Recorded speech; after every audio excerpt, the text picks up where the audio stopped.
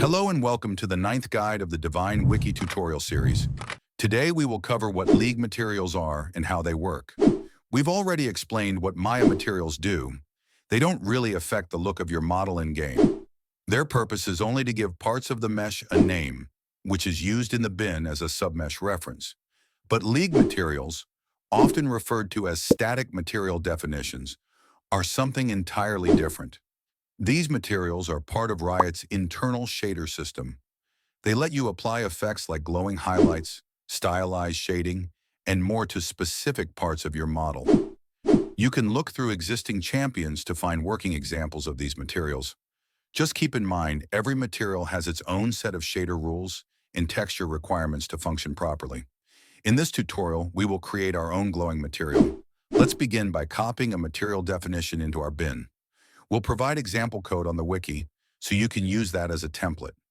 Just like you would with a particle system, paste the material section below your main entries. You'll notice two names near the top. They might be set to something like disco. We want to rename both entries to something unique to avoid conflicts with other mods. Let's name them glow test for now. Below that, you'll find a section called shader sampler definitions. This is where you define your diffuse texture and your mask texture. In the diffuse texture entry, insert the path to your main texture file. This is usually the base texture of your champion. In the mask texture field, insert the path to the special mask texture we're about to create. For now, just name it something like test mask texture. Further down, you'll see options like scroll speed, noise scale, and bloom intensity. Here's what each of those does. Scroll speed makes the effect move over time, like a wave or pulse. Noise scale controls how much randomness is in the glow pattern.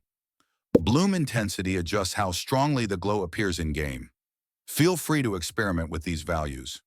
Everything below that is shader metadata used by Riot. Do not change it, just leave that part as is. Now let's move over to the material override section in your bin. Normally, you would see texture string equals something. Instead, you want to replace that with material link equals, followed by the name you gave the material, in this case, glow test. This tells the game to use the glowing material instead of a regular texture. If you don't want to use the material override block, you can also attach the material directly under your main texture entry using the material link line. Both methods work. Before we go in-game, we need to set up the texture mask that defines which parts will glow. Open your main texture and the mask template, which we'll provide on the wiki. Step by step. 1. Select the parts of the texture you want to glow. These could be armor plates, blades, or eyes. 2.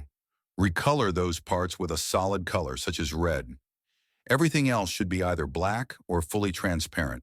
3. Copy the mask onto your main texture. Adjust the scale if necessary. 4. Place the mask as a layer above your main texture, then change the layer's blend mode to addition or linear dodge, depending on your photo editor. 5. Export the result as test mask texture, matching the name in the bin. At this point, you could go in-game to test it, but first let's recolor the glow. To do this, download an older version of Hacksaw, version 3.6.9, from Martina's GitHub. This is the only version that supports recoloring static materials. Open your bin with Hacksaw, find your material, and use the palette to adjust its color, for example, changing the glow to blue. After that, save the bin and test it in-game.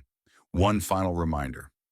Riot recently changed some names in how material properties are written in the bin. Texture name is now called texture path. Sampler name is now called texture name. If you're using old material definitions and something looks broken in-game, double-check those names and update them to the correct format.